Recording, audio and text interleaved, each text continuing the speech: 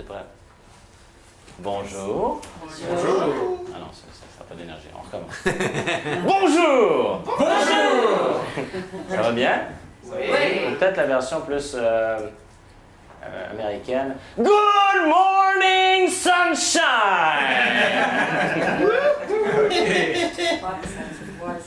Ouais, en plus. Il y avait aussi Robin Williams qui avait fait Good Morning Vietnam. On va dire Sunshine! En passant, il nous manque de soleil ici, ça serait peut-être cool si on pouvait en mettre un peu. Alors, bienvenue à cette formation de coaching. C'est ça! Donc, dans cette formation de coaching, ce que vous allez voir, c'est qu'il y a une erreur commune et généralisée chez l'être humain, c'est de croire que les autres pensent comme nous. Voilà. Je ne sais pas si vous avez déjà remarqué, des fois on croit que les gens voient les choses comme nous, pensent comme nous, ou même on savent ce que l'on sait ou peuvent faire ce que l'on fait. Mais alors là, je l'ai mis de manière plus générale, c'est que les autres pensent comme nous. Alors, je ne sais pas si vous êtes familier avec cette notion. Mais ça crée beaucoup de problèmes et de confusion, le fait de croire, de penser comme ça. Donc, code de communication. Si vous voulez influencer quelqu'un, vous devez savoir ce qui influence déjà cette personne. Est-ce que ça vous rappelle quelque chose, ça? Si vous voulez influencer quelqu'un, c'est pas avec notre modèle du monde, notre propre modèle du monde, mais c'est de savoir qu'est-ce qui influence déjà cette personne. Et qu'est-ce qui influence une personne?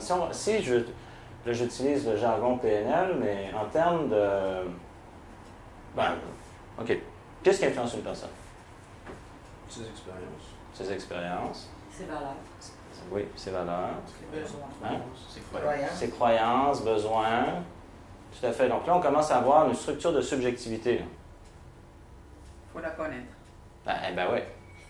Si on ne les connaît pas, c'est comme si je te disais, allez, vise. Mais où? Je ne sais pas. Mais même dans l'obscurité, puis on tire n'importe où.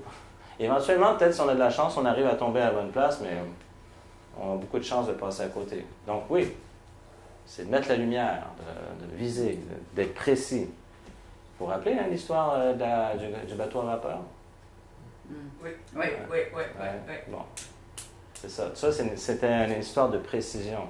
Donc, on peut passer des années à taper un peu n'importe où, mais on peut être précis et on vient de faire un changement. Donc, c'est ça. Si on veut savoir comment, si on veut influencer, donc évidemment, on permet de faciliter le changement pour une personne, c'est ce qu'on fait en coaching. Donc, on influence dans ce sens-là. Ça sera la même chose dans d'autres domaines. Si on parle de leadership, c'est la même chose. Si on veut, moi, une des définitions du leadership que j'aime beaucoup, c'est permettre aux gens d'accéder au meilleur d'eux-mêmes. Encore faut-il savoir, c'est quoi qui influence déjà ces personnes-là. Puis, dans plusieurs autres domaines, mais pour l'instant, en termes de coaching, c'est vraiment, c'est quoi la structure de sa subjectivité, puis on va utiliser son langage. Donc, si une personne parle espagnol, on va lui parler espagnol. Parce que, vous savez, on est multilingue, hein? On est polyglotte. Donc, on est capable d'apprendre des langues très rapidement. Ouais, c'est ce qu'on développe en coaching. Donc, de pouvoir parler différents langages. Comme ça, on facilite la communication. Alors, ce qu'on avait vu, le monde intérieur, qu'on peut appeler le modèle du monde, ou la structure de la subjectivité. Donc, une des définitions de la PNL, c'était l'étude de la structure de la subjectivité. Il y en a d'autres. Donc, ça vous connaissez. De là, on avait les piliers. Alors, est-ce que vous, dans la vie de tous les jours, est-ce que vous exercez des fois à développer la qualité de rapport?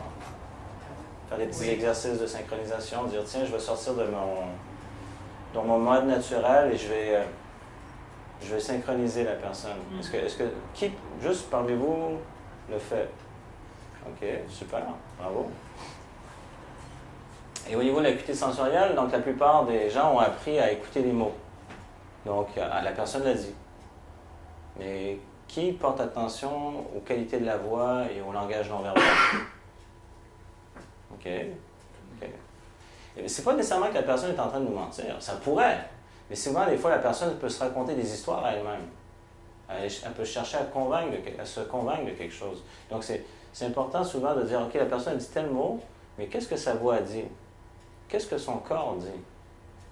Et évidemment, en coaching, nous, ce qu'on veut faire, c'est pas détecter les menteurs. Notre objectif, c'est d'être présent à la personne, et quand on voit qu'il y a une incongruence, une incohérence entre les mots et ce que le corps ou la voix dit, là, on peut l'amener à faire une prise de conscience pour qu'elle s'aligne, pour faire le changement. C'est pour ça, en coaching, qu'on s'en sert.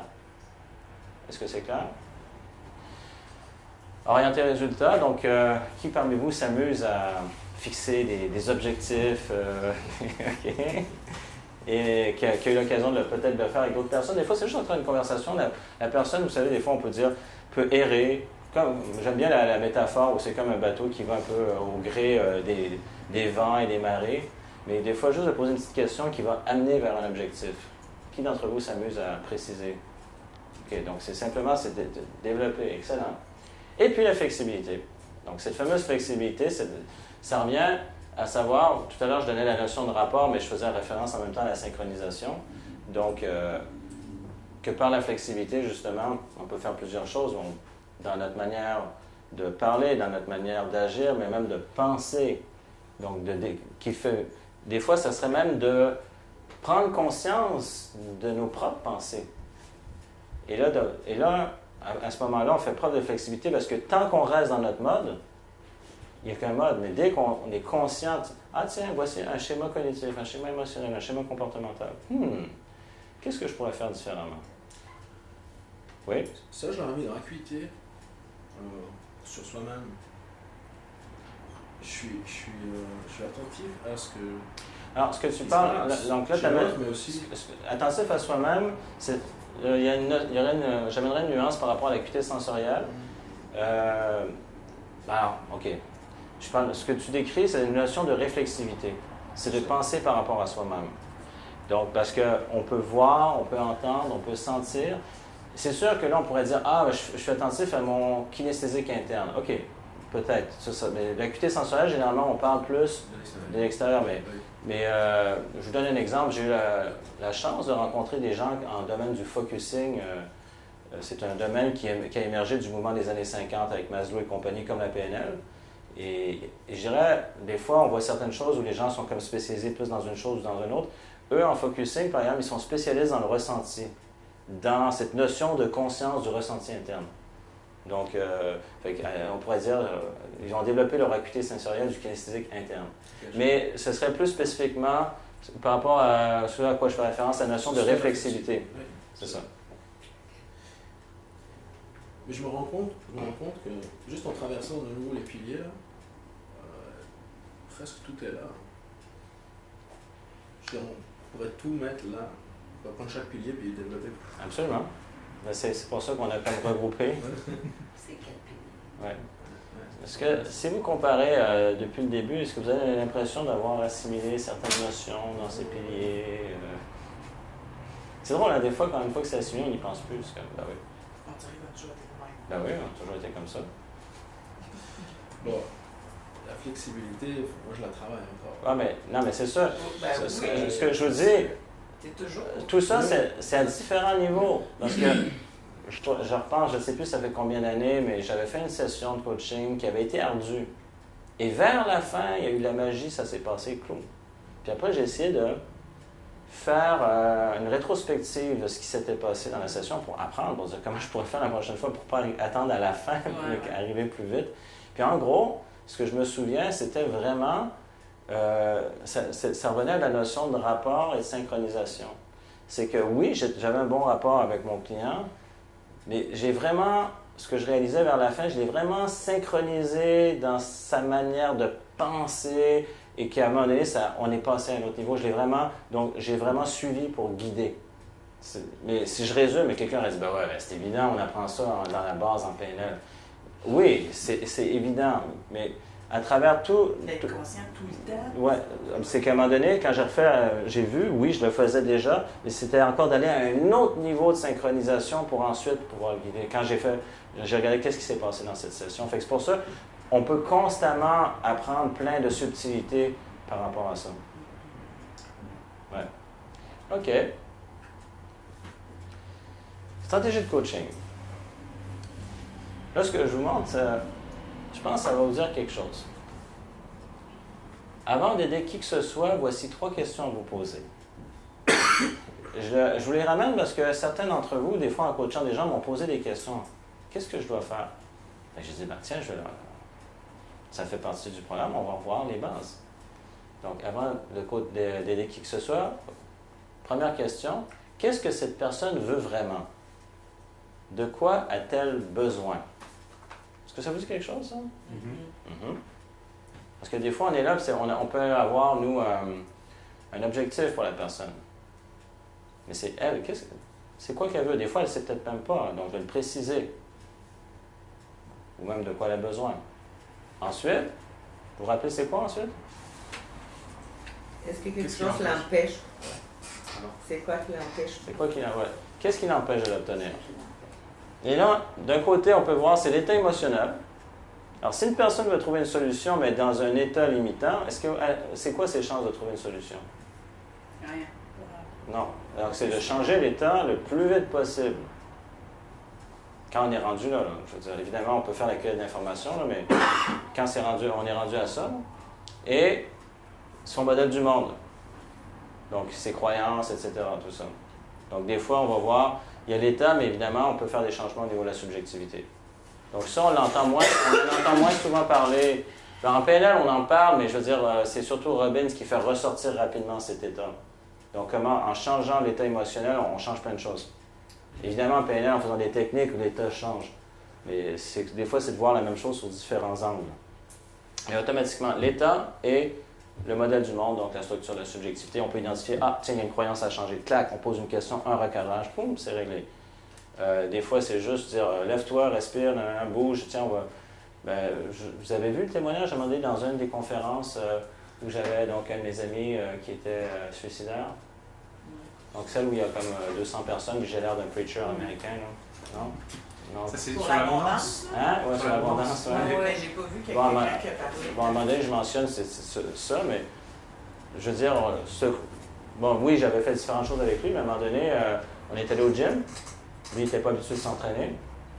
Donc, je l'ai mis sur le vélo, on a courir. Donc, il a bien transpiré, il est allé prendre sa douche. Puis après, on est allé déjeuner, puis il dit, j'arrive pas à croire que j'ai pensé à me suicider. Mais là, on venait de changer, entre autres, en utilisant la physiologie, son état émotionnel. Donc là, il était boosté aux endorphines. Il n'y avait plus aucune idée suicidaire. Fait que on peut travailler sur plein de choses, mais des fois, on le sait dans la triade. Hein? Ça peut être le sens, ça peut être le focus, et même quelque chose aussi simple que changer la physiologie. Alors, qu'est-ce qui l'empêche d'obtenir? Le troisième, c'était quoi? De quoi il aurait besoin, on l'a déjà mis au premier. Ouais. Qu'est-ce qu'on peut faire pour le vider, pour l'amener là où... Ouais. Comment puis-je... oui, ce que tu dis, c'est tout à fait juste. On peut le formuler différemment, mais comment puis-je amener cette personne là où elle veut être? Donc, on va faciliter, nous sommes des facilitateurs, facilitatrices de changement.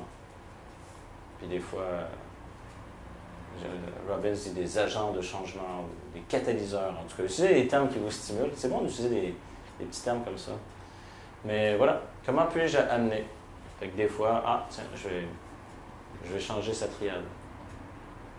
Donc, le sens, le focus, donc le centre d'attention, la physiologie. Puis, évidemment, quand on change le sens, on fait des recadrages, on change les croyances, etc.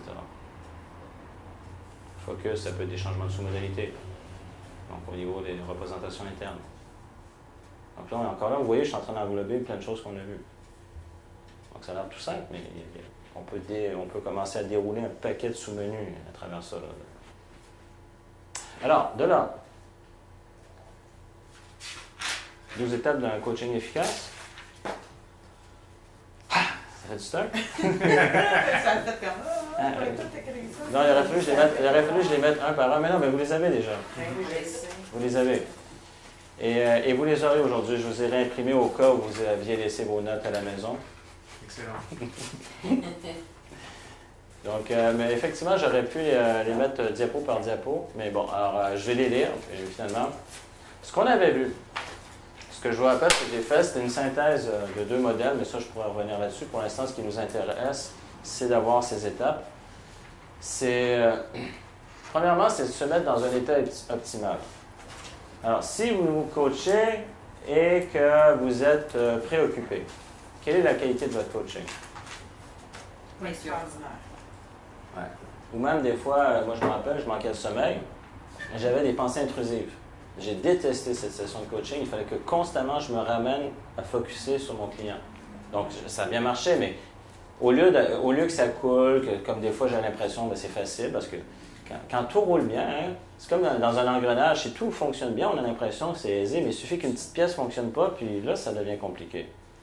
Bon, et puis là, il fallait que je me ramène. Ça peut être le stress, ça peut être la fatigue, ça peut être des préoccupations, ça peut être différentes choses. Fait que ça, si vous voulez vraiment faire partie des ligues majeures, la première chose, c'est de vous occuper de vous-même, de pouvoir être dans un état optimal, donc que vos pensées sont rapides, que, je veux dire, autant donc le corps, les émotions, donc vous n'allez pas justement être brouillé dans la communication par vos émotions qui seraient un filtre où vous pourriez vous mettre, par exemple, à distorsionner, généraliser de manière limitante ou faire des sélections ou des omissions limitantes, mais vous êtes beaucoup plus présent. Donc, en étant présent soi-même, on est d'autant plus présent à l'autre personne. Et là, vos pensées vont rapidement, votre acuité sensorielle est décuplée, donc tout se passe bien. Donc là, vous venez de vous faciliter le travail,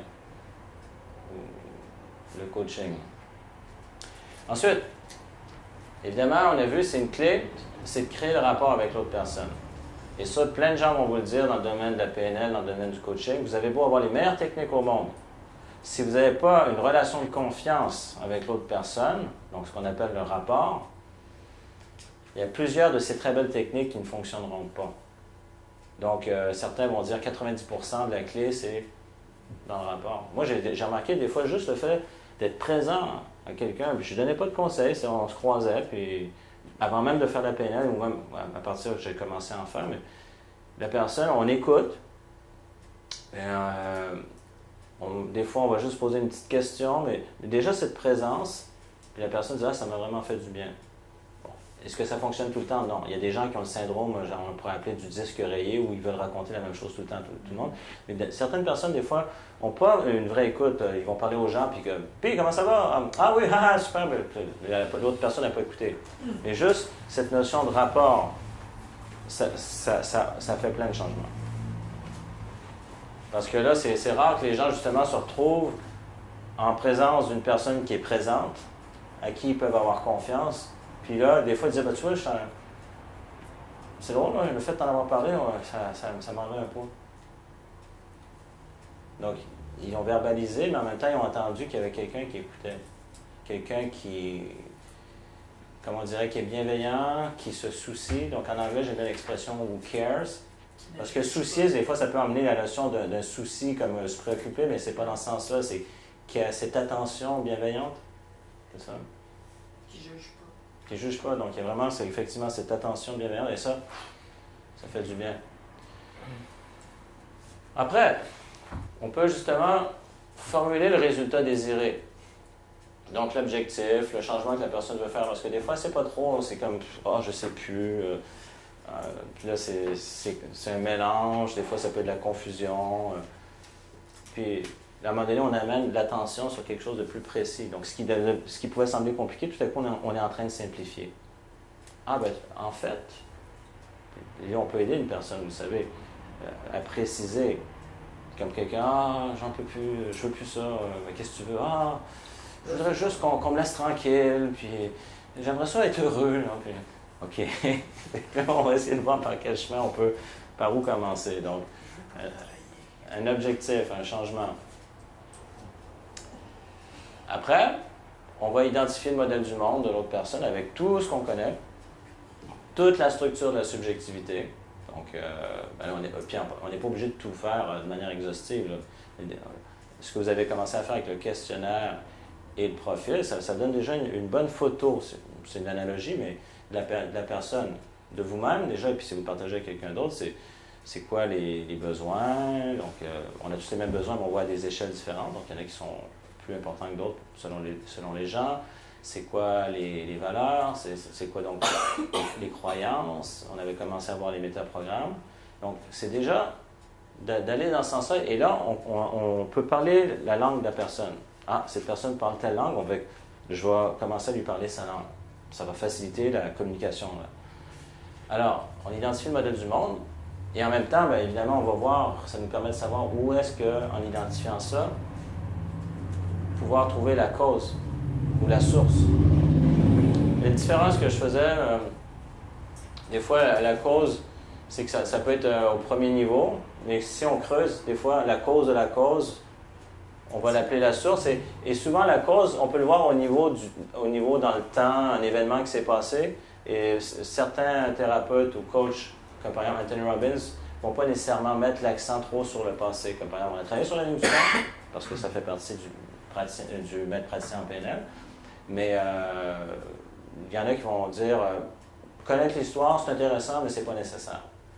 C'est là où vous voyez que je vous expose à différents types d'approches. Si on allait selon le principe PNL, il faut remonter dans le temps. Déjà, on n'a pas besoin d'en parler pendant des années, donc c'est déjà bien. Fait qu'on pourrait aller régler quelque chose, mais on voit qu'il y a certaines approches, certains thérapeutes comme Robbins, qui ne vont pas nécessairement aller fouiller dans le temps, puis ils vont utiliser ce qui est là maintenant pour faire le changement. Fait que là, vous allez dire, ouais, mais lequel est le meilleur? Est-ce qu'un fonctionne? OK, oui. Est-ce que l'autre fonctionne? Oui. OK. Après, on peut combiner.